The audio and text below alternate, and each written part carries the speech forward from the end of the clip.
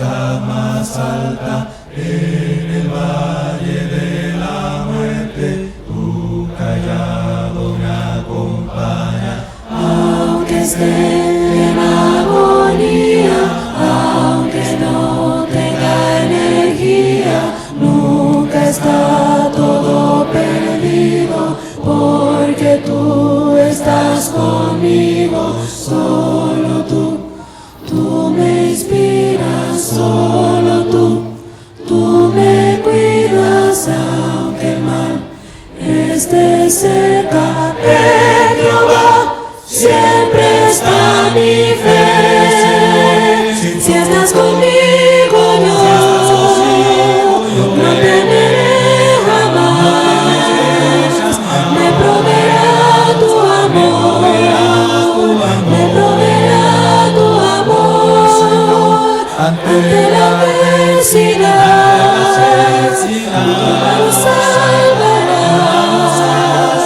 Me proveerá tu amor, me proveerá tu amor.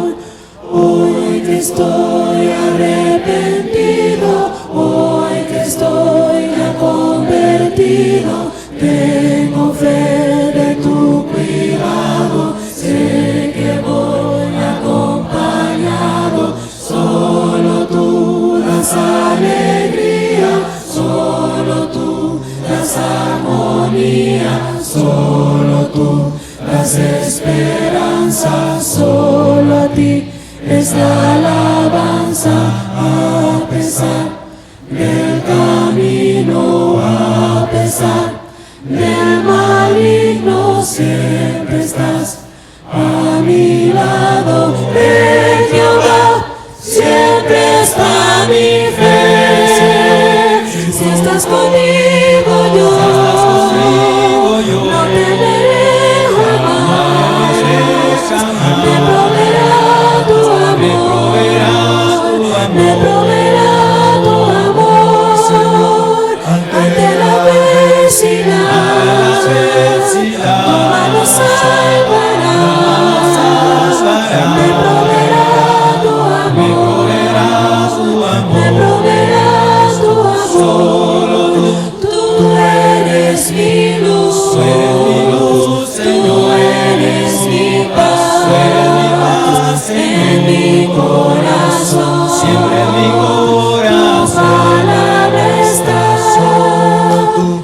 en la adversidad, tú me salvarás.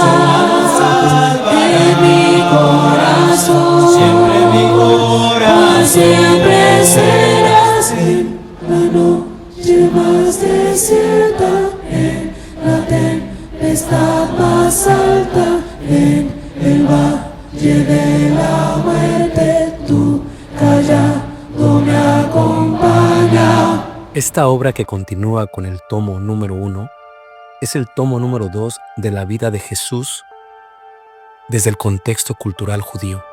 Una síntesis de la historia de Jesús en su bello ministerio a través de los 4 evangelios. La misma combina el análisis textual, las fuentes, el contexto histórico, contexto cultural, la religión y la identidad de nuestro Mesías, nuestro Señor Jesús.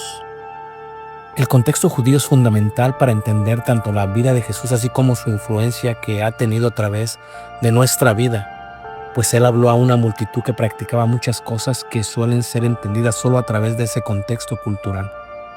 He aquí, en este tomo número 2, hablamos de la parte final de su ministerio, lo que sucedió a través de los juicios y cómo fue que llegó a la cruz con mucho amor para cada uno de nosotros. Pero no solamente estamos presentando el tomo número 2, presentamos también el tomo completo, Jesús, Cultura Judía, donde se incluye el tomo número 1 y el tomo número 2 en uno mismo. He aquí, el mismo cuenta con más de 600 páginas que ilustran lo que hemos explicado. Esperamos este libro sea de gran bendición para ti como lo ha sido para nosotros, después de estudiar, analizar, investigar y aún visitar la tierra prometida, de donde probemos algunas fotos de ello. Dios te guarde y te bendiga. Esperamos sea de bendición para ustedes. Shalom, shalom. Gracias. Sean todos bienvenidos. Estamos viendo el día domingo una lección que está basada en la carta de Timoteo. Hemos titulado estas lecciones Consejos al Predicador. Esto es porque Timoteo era un joven predicador que había sido encomendado por el apóstol Pablo a quedarse en la iglesia de Cristo en Éfeso, una ciudad cosmopolitana muy grande, muy rica, con mucho poder, y que fue la matriz del ministerio de Pablo por 3 años, según el libro de Hechos. Fue en esta área donde Pablo estableció una escuela para preparar más predicadores y ministros en la casa de un hombre llamado Tirano. Y de ahí se extendió el evangelio por toda la parte de Asia Menor. Ahora, en las últimas 3 lecciones vimos las 3 bases de la mujer, las cuales están basadas, número 1, en el vestido o en el atavío, número 2, en las buenas obras, y número 3, en el concepto de la sumisión o sujeción, y veíamos la diferencia entre estas dos en la última lección. Ahora, en la última clase lo que vimos fue el principio y los ejes de la autoridad. Pablo habla primero a los hombres, luego habla a las mujeres, y ahora le dice a Timoteo que considere esto para que esa autoridad de la cual se está hablando pueda ser llevada de una manera correcta. Y lo que hace el apóstol Pablo es que menciona estos versículos que continúan en el capítulo 3 y dice así: palabra fiel, si alguno anhela obispado, buena obra desea. Pero es necesario que el obispo sea irreprensible, marido de una sola mujer, dice ahí, sobrio, prudente, decoroso, hospedador, apto para enseñar, no dado al vino, no pendenciero, no codicioso de ganancias deshonestas, sino amable, apacible, no avaro, que gobierne bien su casa, que tenga a sus hijos en sujeción con toda honestidad, pues el que no sabe gobernar su propia casa, ¿cómo cuidará de la iglesia de Dios? No un neófito, no sea que envaneciéndose caiga en la condenación del diablo. Y también es necesario que tenga buen testimonio de los de afuera, para que no caiga en descrédito y en lazo del diablo. Tal vez la primera cosa que queremos comprender acerca de esto tiene que ver con el concepto de el obispado o la palabra obispo. ¿Qué significa la palabra obispo y cómo es que se utilizaba en aquellos tiempos? Yo creo que todos de alguna manera hemos trabajado en algún lugar donde hay un sistema de autoridad, o como se dice, organigrama, en el cual hay gente que está encargada de otra gente. Cualquier fábrica que vayas, si tú trabajas en una de ellas, tienes a los empleados y luego tienes una persona que está analizando y está inspeccionando si su labor, si su trabajo es bueno, es correcto, si hace bien. También en este contexto, después de ello, en cualquier restaurante, siempre que hay un problema con los empleados, un problema con el lugar, se pide hablar normalmente con el supervisor o con el gerente, el manager decimos, el cual pues se supone que es el encargado y que está sobre todos los demás, asegurándose que el restaurante se esté manejando de una manera apropiada. Lo mismo pasa en un hotel cuando hay hospitalidad. Si los cuartos están mal, tienes gente que cuida de los cuartos, que los limpia, jardineros, cocineros, ¿verdad?, que se encarga de ello. Aún tienes botones, ¿verdad?, gente que se encarga de subir las maletas, pero siempre es alguien que está encargado de ello. El concepto tiene que ver alguien que tiene experiencia, que posiblemente ha pasado por algunas de esas posiciones, y que tiene ciertas cualidades y características, pues puede llegar a ese punto. A esto también se le puede llamar aptitud. es que tiene ciertas aptitudes para poder llegar a ese punto. En Roma había un concepto en el Imperio Romano que la manera en que se manejaba es que cuando había una nueva población, una nueva aldea, un nuevo lugar que había sido tomado por el imperio, ciertamente el emperador no podía encargarse de todo. Y como todo gobierno, el gobierno está separado en varias secciones, ¿verdad? En el municipio, en la tesorería, ¿verdad? En el sistema de defensa, en el ejército. Y entonces, una de las palabras que se empezaron a utilizar en el Imperio Romano era el concepto de colocar a alguien sobre los demás para estarlos viendo, para estarlos mirando, ¿verdad? Esto es, si había cierto impuesto que se tenía que cobrar a esa población, se cobraba y había lo que se conocía en aquellos tiempos como un publicano, y sobre el publicano estaba el anchitelonai, que es el que está encargado de los publicanos, el que está supervisando, y se encarga una persona de supervisar que todos los impuestos, pues que no se estén robando el dinero y que vaya hacia el imperio. La palabra que se utilizó en aquellos tiempos fue la palabra en griego episcope. Episcope es una palabra que está formada de dos. Episcope, ¿verdad? De ahí viene la palabra episcopal, es una transliteración. Episcope es una palabra compuesta por dos. Primero, la idea de epis, que significa estar sobre, estar arriba de, ¿verdad? Y escopé, que significa mirar, revisar, inspeccionar, ¿verdad? Para asegurarse que se esté llevando a cabo eso bien. Esta palabra nace de una palabra hebrea donde se hacía lo mismo, ¿no? Donde se tomaba algo y se inspeccionaba, se investigaba si había algún problema con ello y se arreglaba y se solucionaba. Y la palabra también viene del concepto de visitar, de visita. Y dices, ¿pero por qué? Visualícenlo de esta manera, ¿ok? Se están cobrando impuestos en una población, hay una oficina de recaudación, pero ciertamente la gente a veces no llega ahí. Se colocan varios accesos donde se va a pagar el impuesto con los denarios, ¿verdad? En aquel tiempo, dependiendo la moneda que se utilizara en esa población. Y entonces el episcope del imperio lo que hacía es que iba a ese lugar donde se cobraba y visitaba esa área de cobro.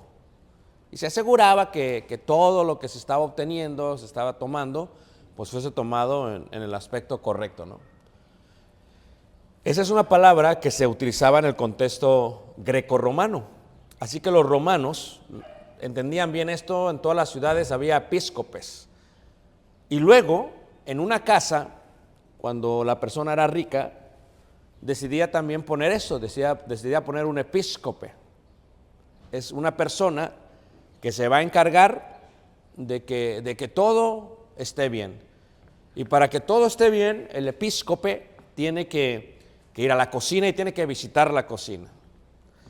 Y para que todo esté bien, el episcope tiene que ir, ¿verdad? Tal vez si tenía, no sé, lugares donde sembraban o si tenían animales, tenía que ir a la granja y revisar.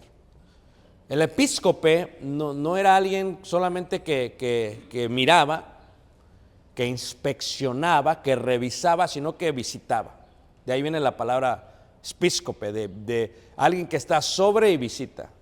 Si lo quisiéramos traducir en nuestro contexto el día de hoy y tú ves a un supervisor en una fábrica, pues el supervisor visita cada área de ese lugar, inspecciona y se asegura que todo se esté moviendo bien, ¿verdad? Si lo viéramos en el concepto de un restaurante, es lo mismo. El restaurante, el gerente, el manager, visita la cocina, visita el área de servicio, visita el comedor, visita los baños, visita el estacionamiento, viendo que, o sea, no lo puede hacer de un lugar, tiene que moverse para revisar, para inspeccionar, y de ahí viene esta idea de episcope, ¿no? Entonces, cuando la iglesia comienza, hermanos, especialmente entre los gentiles, entre los griegos, ¿verdad?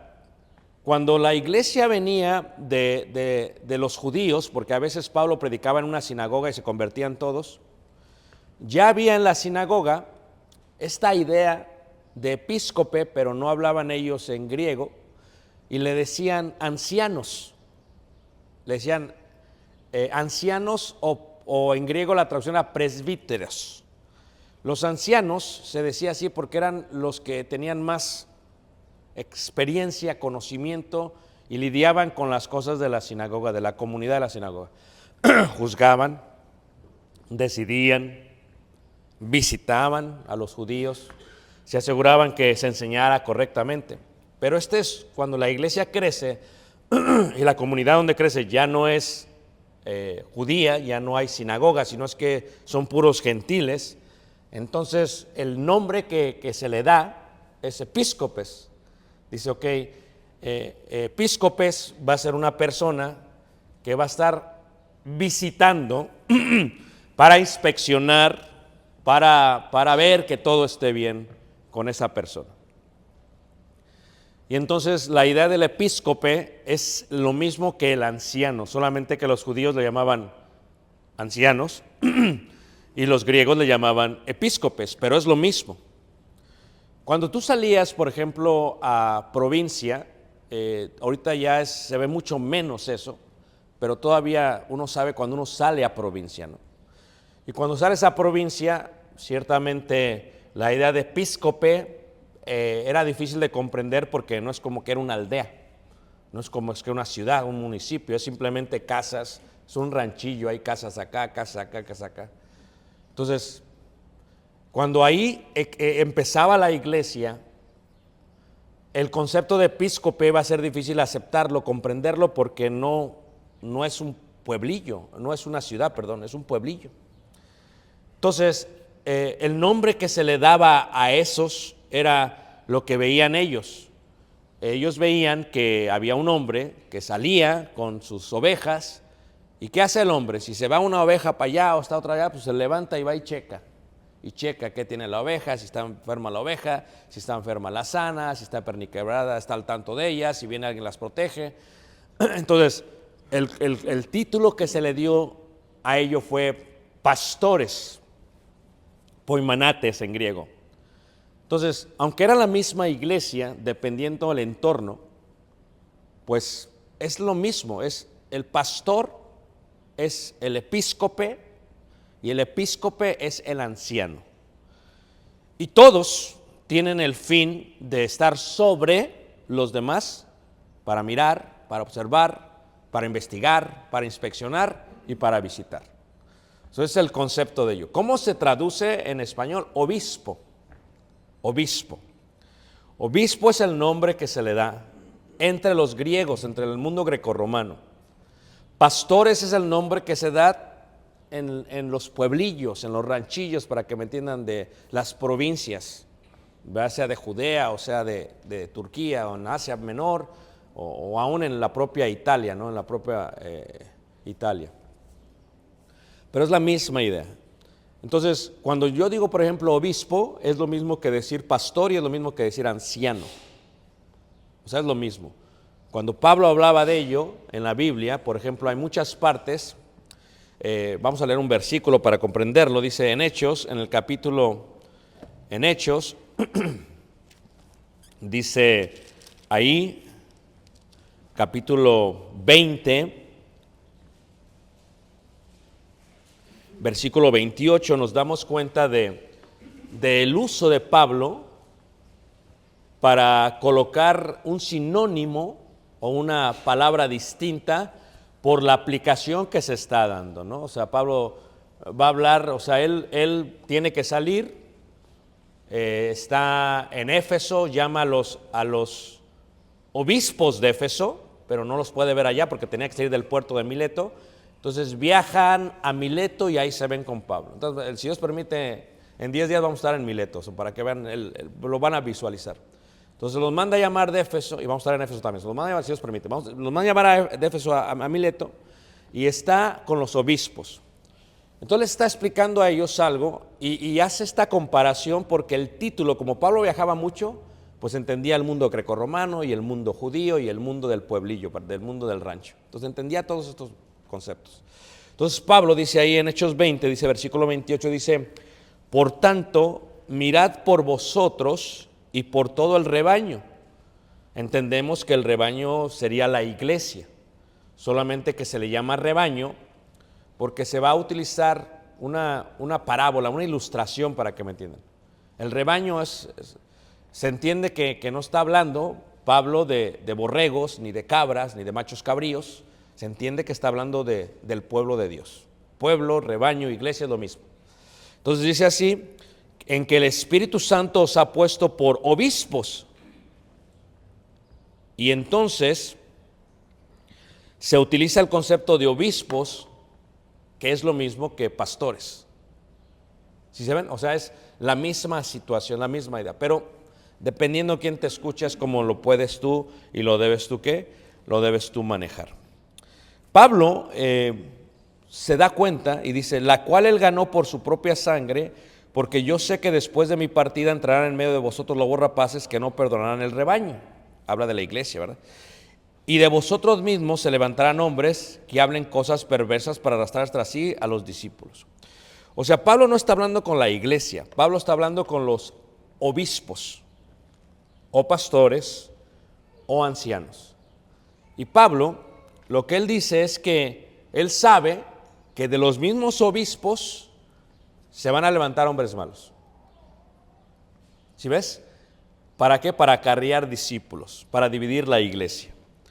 Si ves tú, por ejemplo, la carta de Pedro, en la primera carta de Pedro, otro apóstol, dice así, primera carta de Pedro, capítulo 5, versículo 2, hablando del contexto de obispos, ¿ok?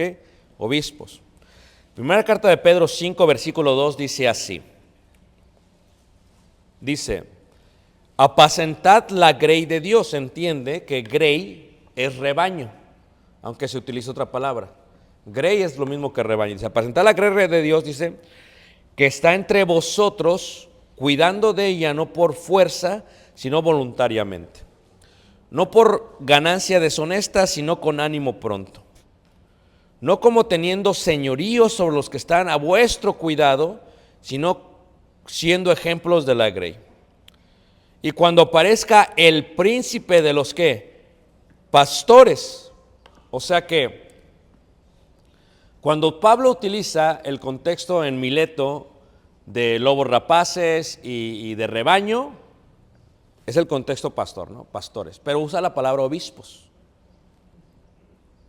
Porque ¿de dónde son los ancianos? Los obispos.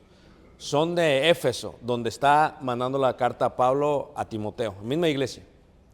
Entonces vienen y hablan con él. Entonces les compara, como es gente de ciudad, no saben rancho, pero entienden el concepto de rebaño. Y dicen: cuiden del rebaño, el Espíritu Santo los ha puesto como obispos. De vosotros van a salir hombres malos que van a arrastrar discípulos.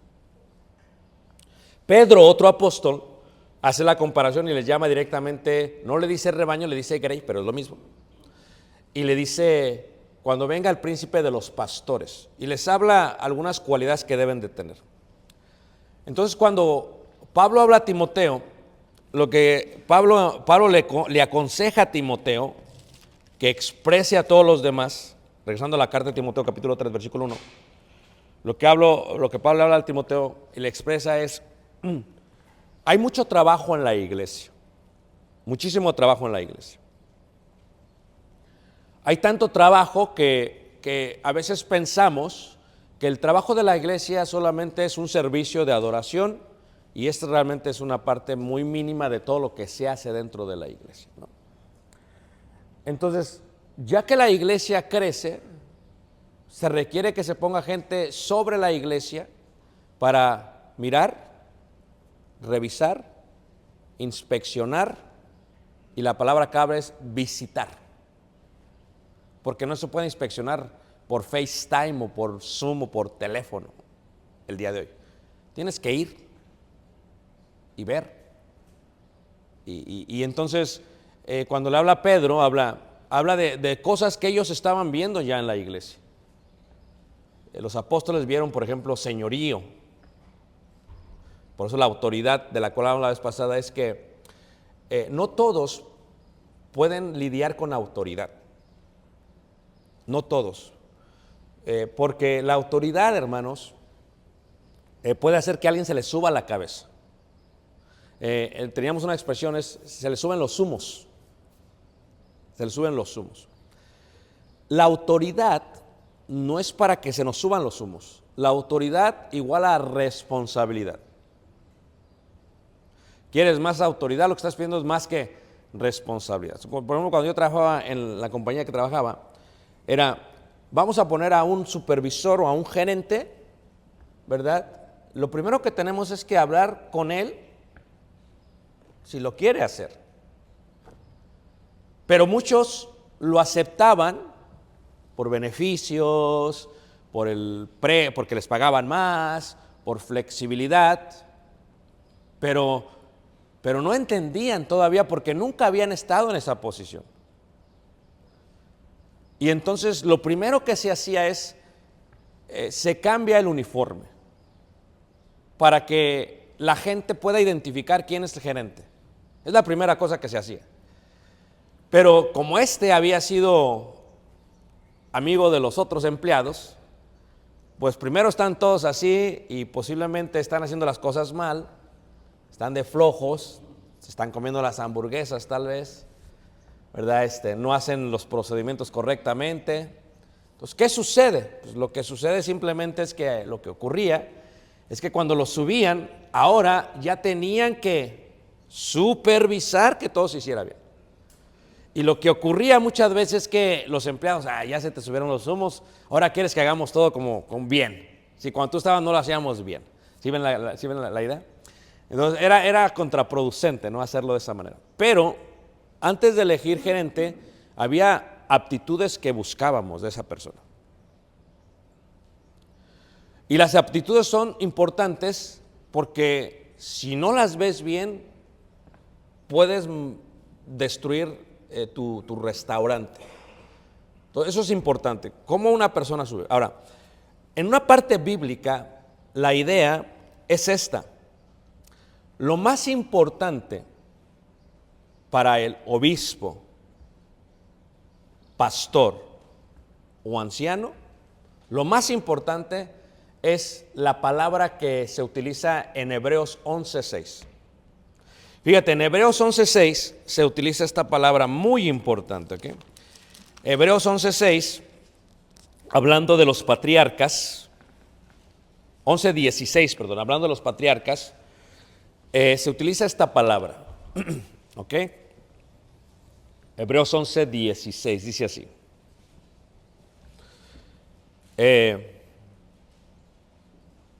Dice, hablando de Abraham, Sara, Isaac, Jacob, dice, pero anhelaban, os habla de la tierra prometida, y luego dice, pero anhelaban una mejor, esto es celestial. Por lo cual Dios no se avergüenza de llamarse Dios de ellos porque les ha preparado una ciudad.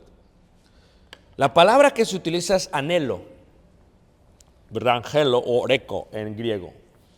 Anhelar es algo que solamente puede nacer del ser humano.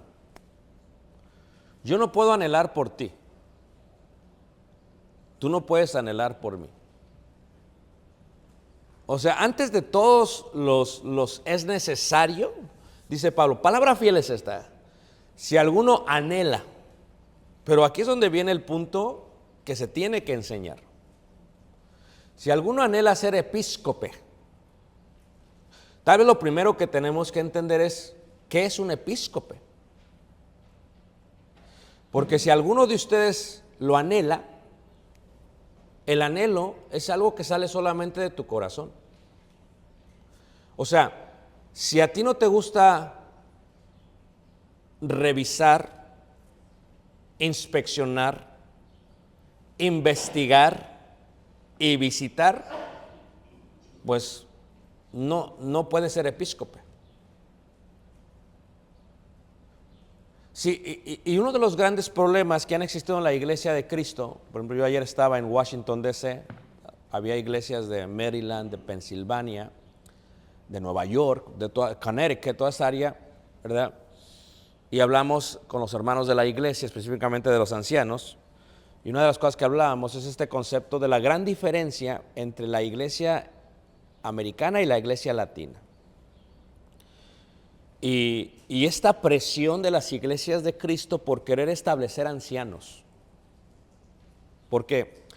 Porque como dice Tito, que es otro predicador, Pablo le trata también con eso, dice, habla de la iglesia cuando no tiene obispos, que es deficiente.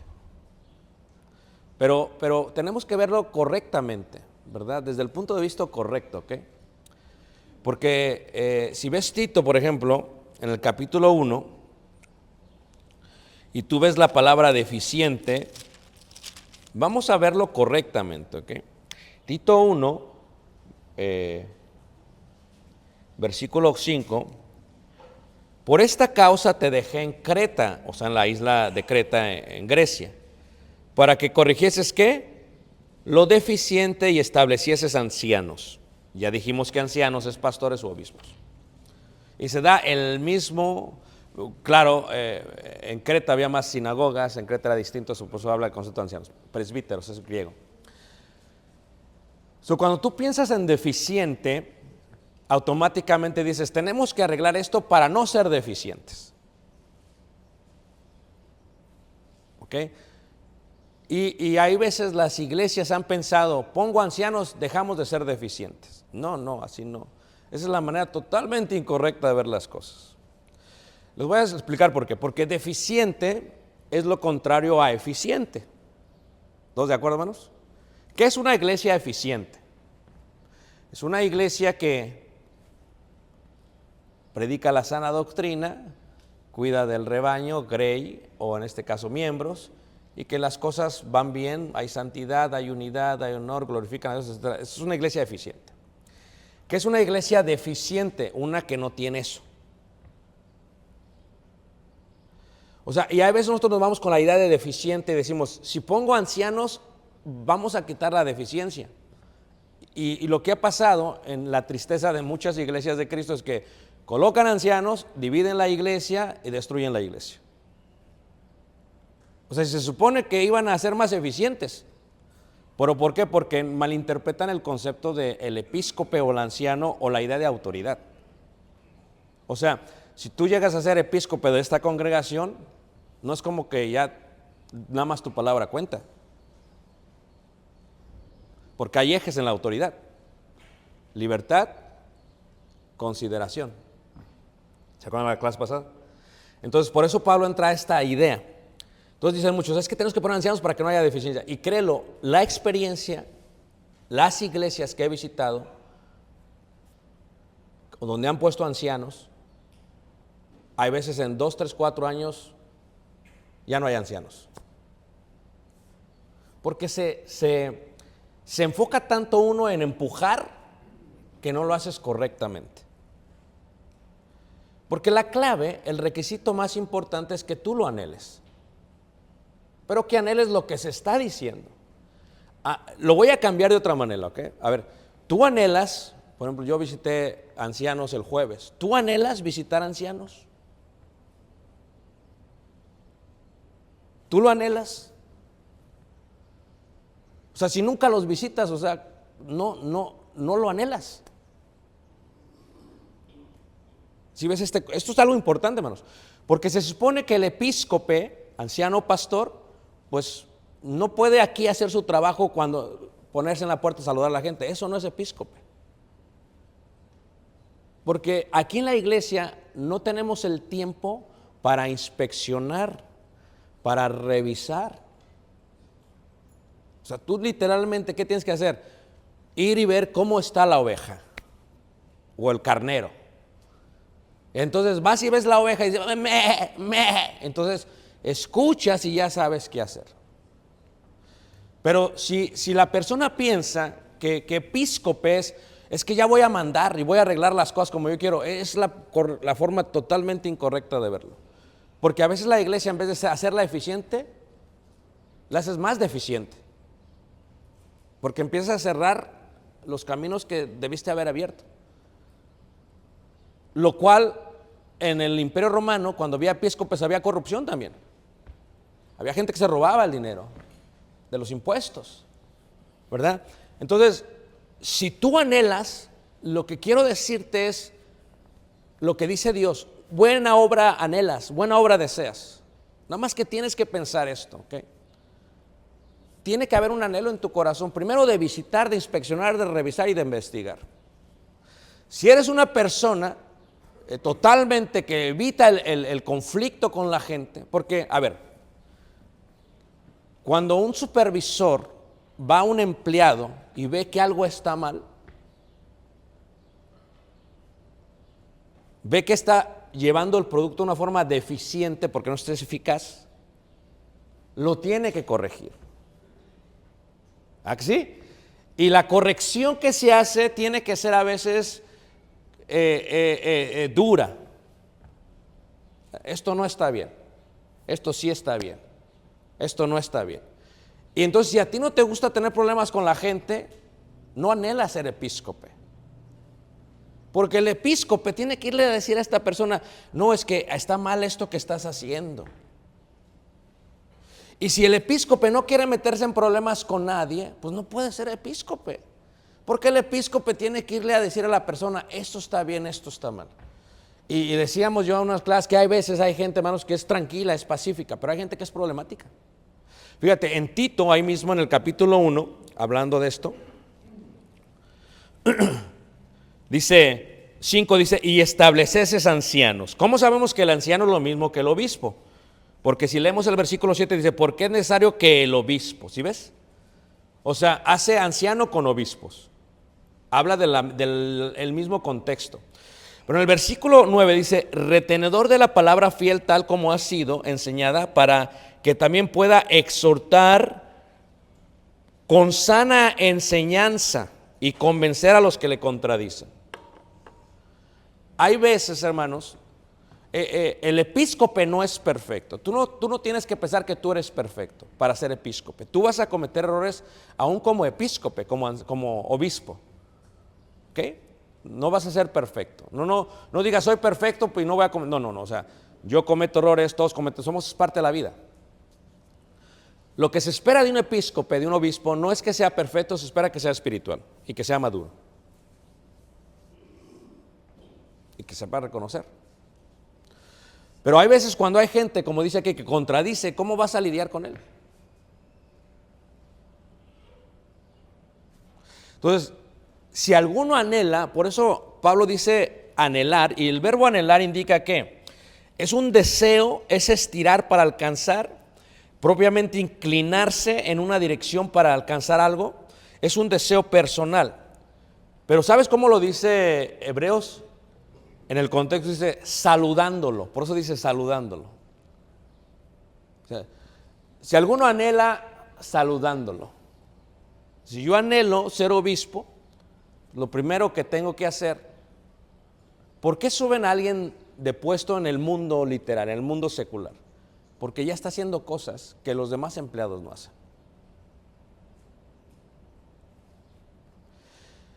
Si alguno anhela ser episcope u obispo, ¿verdad? Buena obra desea, eso es perfecto. Pero, ¿cómo podríamos establecer obispos si no visitan? Y esto es algo clave, hermanos, porque una de la gran madurez que tiene el obispo es la capacidad de ver a toda la iglesia como su familia, no solamente a unos cuantos. O sea, si tu tiempo de visita es con tu familia solamente, entonces tu episcopado va a tener mucho conflicto de interés. O sea, si a las personas mayores que yo visité fueron mi familia, pues no. ¿Entiendes lo que estoy diciendo? La idea es que, ¿cuánta necesidad hay en la iglesia? Mucha. Para que la iglesia sea más eficiente, no porque la iglesia esté mal sin ancianos. Eso es lo que malinterpreta el cristiano. No es que si no tiene ancianos está mal. No, a veces está mejor, hermanos. Lo que Dios quiere es que haya ancianos, pero que haya porque ellos lo anhelan. Porque ciertamente si el anciano, obispo o pastor hace lo que tiene que hacer, la iglesia va a ser más eficiente, porque hay mucho trabajo. Pero si el anciano no lo anhela. Mira, yo estuve predicando en una congregación en Dallas, y entonces prediqué y bauticé ese fin de semana a una hija de 2 hermanos. Entonces la acabo de bautizar, la bauticé el viernes, el sábado. El domingo estoy en el servicio yo, ¿ok? Y el papá de la muchacha se pone de pie. Y estas son sus palabras. Bueno, ustedes todos saben, hermanos, que mi hija ya fue bautizada. Así que yo ya califico para ser anciano. ¿Usted qué piensa, hermano? Me preguntó a mí, yo estaba predicando. Bueno, yo pienso, hermano, que está mal. Y era un hermano duro, se llamaba Santos. Era duro el hombre. ¿Pero por qué? Porque, o sea, no tiene que estarle diciendo a la gente eso. La gente ya lo va a ver si lo está haciendo. Si tú eres uno que anhela obispado, no anhelas el título ni la autoridad, anhelas servir a Dios. Visitas, estás al tanto, vienen visitas, ¿cómo está? ¿En qué le puedo ayudar? Sabes que alguien tuvo un bebé, están bien. Sabes que alguien está enfermo, vas a visitar. Pero luego viene esta otra pregunta, ¿cómo le haces con todas tus responsabilidades? ¿Verdad que sí? O sea, es que a veces quieres, pero no tienes el tiempo, porque pues de por sí ya tienes un montón de cosas. Si tú lo anhelas, la supervisión no requiere mucho tiempo. Tampoco la visita. No requiere que vayas y te quedes 3 o 4 horas ahí. Y si tú lo anhelas, cuando la iglesia va creciendo, por eso le llama obispos, ancianos, pastores, porque tiene que ser más de uno. Porque así se apoyan entre ellos y pueden estar al tanto de eso. Eso lo hace más eficiente por ello. Pero no se puede si no se anhela. Porque si no lo anhelas, ¿cómo le haces? Y si vas y visitas a alguien y vas a inspeccionar, no es mala onda porque dice, ya viene el hermano a inspeccionar, no, o sea, si vas y visitas a alguien, es observar, ¿no? Ver, captar, ¿verdad? Que el miembro llore contigo, como estuvimos ahí el jueves, que sienta que estás ahí. No puedes tú hacer eso. No puedo yo tocar todos los miembros de la iglesia, hermanos. Es muy grande. Por eso se necesitan obispos. Pero si tú no lo anhelas, y nada más para decir que tenemos obispos, pues no, tampoco. Porque es contraproducente. O nada más pones al manager para decir que tengo managers, no. Se pone a alguien que tenga la aptitud, pero sobre todo que lo anhele en el corazón. Que diga, ¿sabes qué? A mí me interesa esto. Yo quiero servirle más a Dios. ¿Y por qué el Espíritu Santo los coloca? Porque es el Espíritu Santo que trabaja a través de ellos en su vida. Fíjate que Timoteo, y lo leímos, si regresamos a Timoteo, habla de este concepto de gobierno, de gobernar, ¿verdad?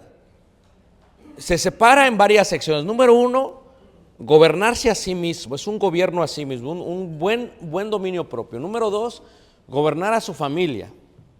Y número 3, gobernar a su familia a sí mismo de tal manera que la gente afuera vea que hay un buen testimonio. ¿Ok? Ese es el concepto, así va. Pero dice, por ejemplo, ahí en el capítulo 2, capítulo 3, versículo 2. Ahora, quiero que vean esto, hermanos. Estos no son requisitos en el contexto requisito.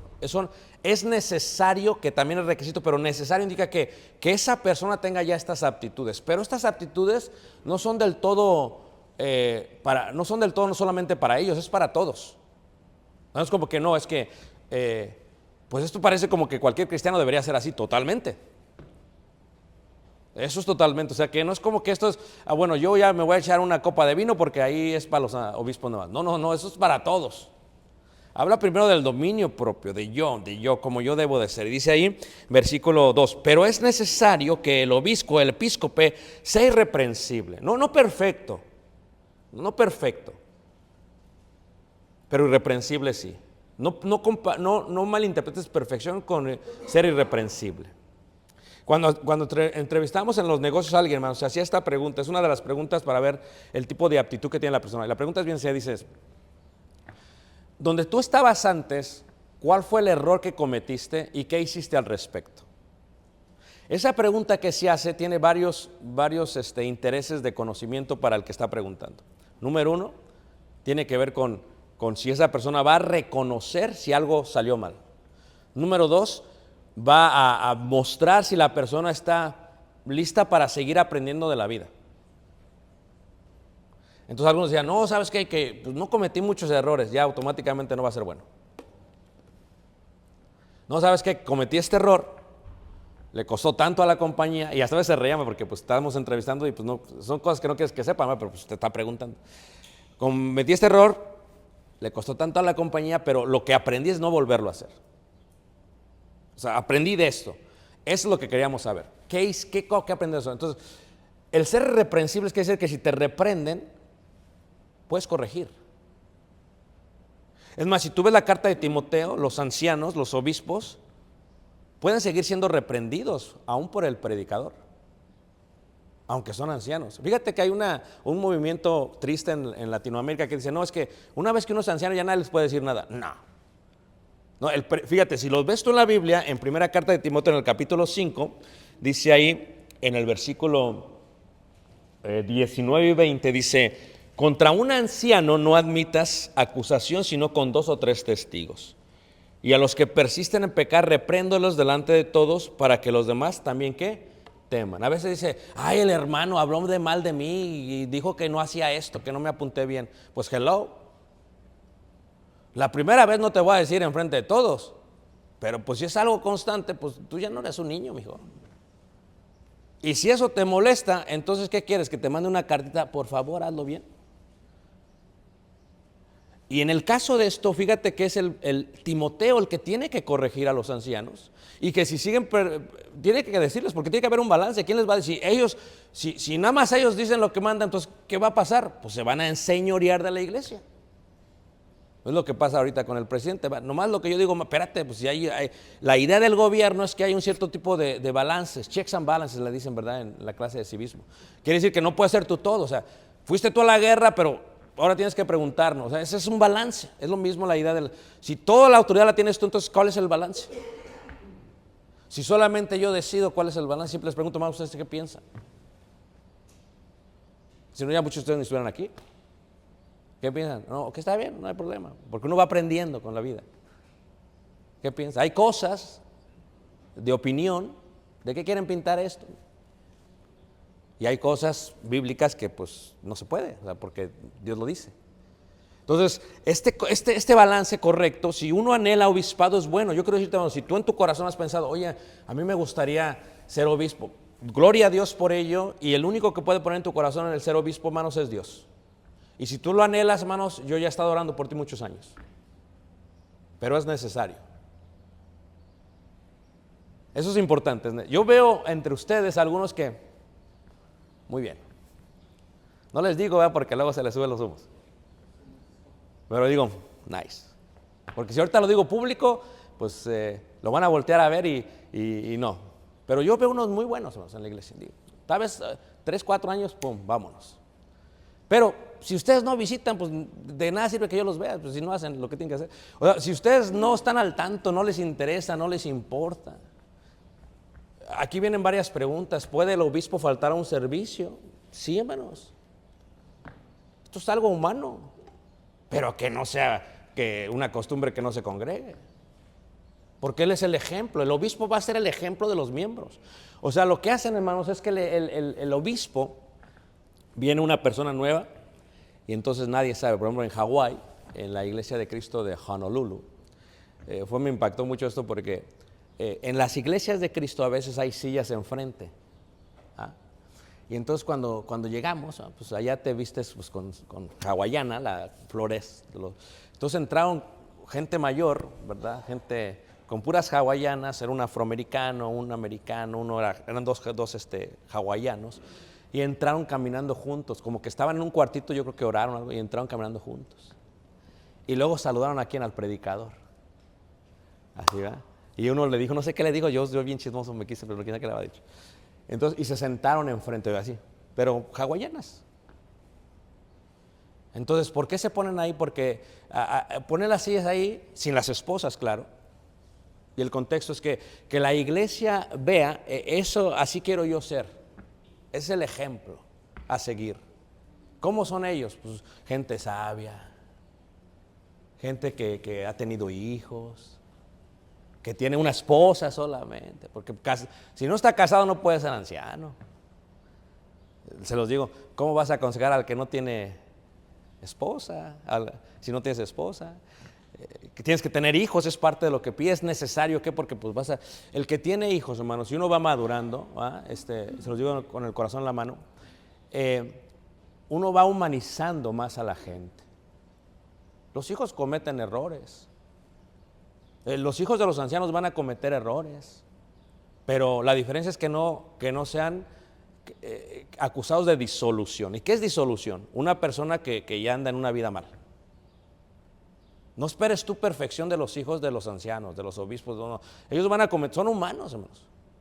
Ya uno va creciendo y ves que cometen errores. ¿Qué error puede ser? Pues le dan un ticket, que pues pone algo en los medios que está inapropiado. Esos son errores, hermanos.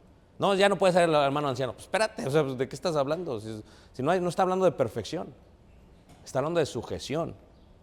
Entonces, cuando tú ves este concepto, pero es necesario, habla de que lo más importante al necesario es anhelar. Y ese es el punto del día de hoy, hermanos. Que ustedes anhelen.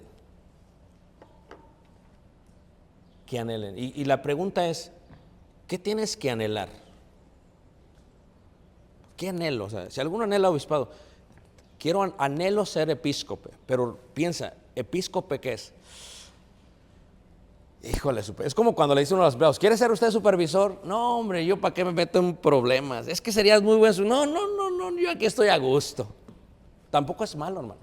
Si tú como miembro de la iglesia nunca lo quieres anhelar, no es pecado, no está mal, tranquilo, o sea, quieres servir de otra manera, no está mal. Tú anhelas ser obispo, si algún anhela obispado, buena obra desea, dice. Pero es necesario que, y ahí empieza la lista, es necesario que, dice ahí por ejemplo, es necesario, dice que el obispo sea irreprensible, marido de una sola mujer. No, pues que ya va con, que se le murió la mujer y se casó con otra, pues ya no. Fíjate cómo, ¿quién da la vida? Dios decide entonces. Y dice ahí, dice, sobrio, prudente, decoroso. Fíjate que habla de sobriedad. No son realmente principios de cualquier cristiano. No deberíamos ser todos los cristianos sobrios. ¿Cuál es la diferencia entre sobrio y ebrio? Pues ebrio es que pues te emborrachaste, te drogaste y te pusiste drogas y no estás sobrio. Pero esto es sobrio. Luego dice prudente. Prudente. No quiere decir que va a ser perfecto, pero que del 100% que hablas, el 90% eres prudente. Y ahí estamos humanizando ya a los hermanos. ¿Y qué es prudente? Pues voy a decir algo, tengo que pensar, no lo voy a decir a la ligera. O sea, tengo que pensar antes de actuar. Y luego dice decoroso, y luego dices, pero ¿por qué decoro? Porque recuerdan que las mujeres habló de decoro también, y acá decoro también. Pues, ¿qué tiene que ver el decoro? ¿Qué tiene que ver el vestido con la espiritualidad? Estábamos hablando con un hermano italiano de Italia. Le digo, hermano, es que vamos a ir a Italia. No, yo soy de Amalfi Cosi, tengo que ir a Salerno. Y me empieza a decir todo. Mira, hermano. Dice, y le digo, a mí algo que me gusta de los italianos, le digo, es que se arreglan para todo. Dice, oh, claro. Si tú vas a ir al pan, te arreglas para ir al pan. No andas con chancletas y con calcetines. ¿Por qué?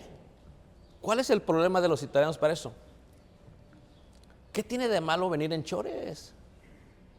O venir con chancletas. ¿Qué tiene de malo, hermano? ¿Qué tiene de malo no decorarse bien? Porque el decoro es vestir. ¿Por qué al anciano se le pide que se le decore bien? Porque los nuevos lo van a ver. Y así es como tiene que ser. Los nuevos quieren ver una referencia, ¿no? ¿Qué es decoro? Pues eso es decoro. No estoy hablando que sea traje ni que sea corbata. No. Decoro, una persona puede ser decorada correctamente. No solamente es de la mujer, es del hombre. ¿Por qué? Porque los miembros lo van a ver. Y aún el anciano, cuando ve que un miembro, ya casado, ¿va? Y quiere andar ahí de chavorruco pues le dice, ¿sabes qué? Pues no, pues tiene que corregirlo. Pero si lo va a corregir, tiene que el primero, ¿qué? Exactamente, ese es el ejemplo.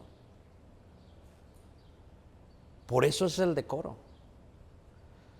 Pero fíjate que yo creo que en la iglesia, cuando se dice esto, aquí en Éfeso todos, no, pues qué padre ser obispo, pero cuando es necesario, hijo, no, ya empezaron con eso, no, ya no, eso. ¿Por qué? Porque son las aptitudes esas, pero esto es para todos. Y luego sigue diciendo ahí, dice, hospedador.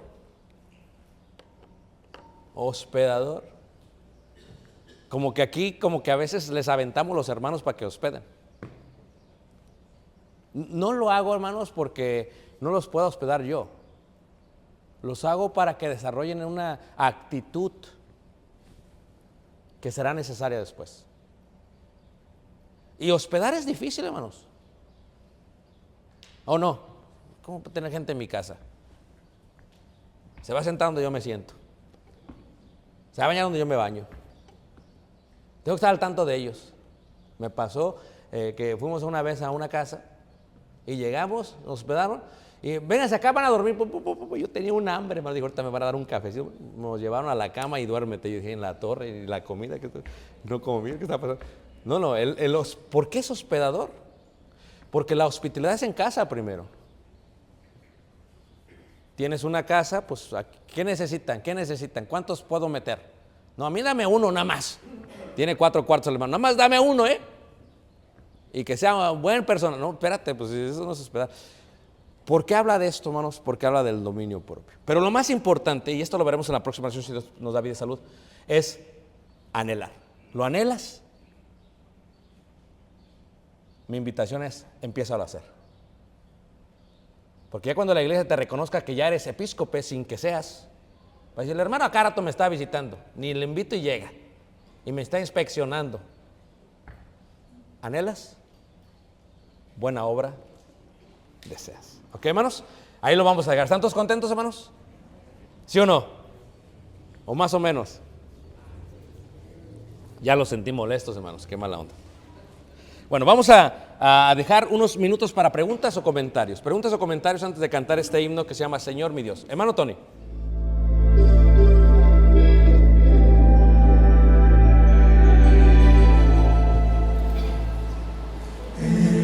Noche más desierta, en la tempestad más alta, en el valle de la muerte, tu callado me acompaña. Aunque esté en agonía, aunque no tenga energía, nunca está todo perdido, porque tú estás conmigo. Solo tú me inspiras, solo tú me cuidas, aunque el mal esté cerca. En Jehová siempre está mi fe. Si estás conmigo, yo no temeré jamás. Me proveerá tu amor, me proveerá tu amor ante la adversidad.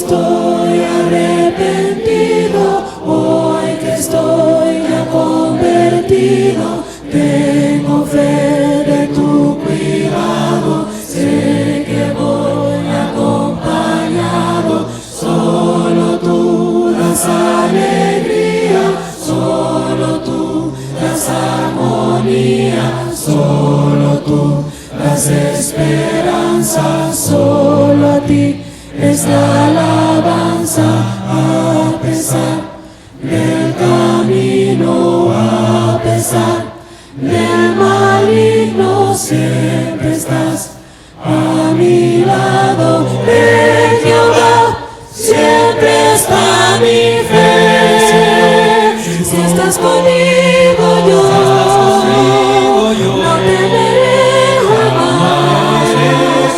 Me proveerá tu amor, me proveerá tu amor ante la adversidad, tu mano salvará. Me proveerá tu amor, me proveerá tu amor. Tú eres mi luz, tú eres mi paz, en mi corazón, siempre en mi corazón. Tu palabra está, engrandecida, tú me salvarás, en mi corazón, siempre en mi corazón, siempre serás en la noche más desierta, en la tempestad más alta, en el valle de la muerte, tu callado me acompaña. Esta obra, que continúa con el tomo número 1, es el tomo número 2 de la vida de Jesús desde el contexto cultural judío. Una síntesis de la historia de Jesús en su bello ministerio a través de los 4 evangelios. La misma combina el análisis textual, las fuentes, el contexto histórico, contexto cultural, la religión y la identidad de nuestro Mesías, nuestro Señor Jesús. El contexto judío es fundamental para entender tanto la vida de Jesús así como su influencia que ha tenido a través de nuestra vida, pues Él habló a una multitud que practicaba muchas cosas que suelen ser entendidas solo a través de ese contexto cultural. He aquí, en este tomo número 2, hablamos de la parte final de su ministerio, lo que sucedió a través de los juicios y cómo fue que llegó a la cruz con mucho amor para cada uno de nosotros. Pero no solamente estamos presentando el tomo número 2, presentamos también el tomo completo, Jesús, Cultura Judía, donde se incluye el tomo número 1 y el tomo número 2 en uno mismo. He aquí, el mismo cuenta con más de 600 páginas que ilustran lo que hemos explicado. Esperamos este libro sea de gran bendición para ti como lo ha sido para nosotros, después de estudiar, analizar, investigar y aún visitar la tierra prometida, de donde probemos algunas fotos de ello. Dios te guarde y te bendiga. Esperamos sea de bendición para ustedes. Shalom, shalom. Gracias.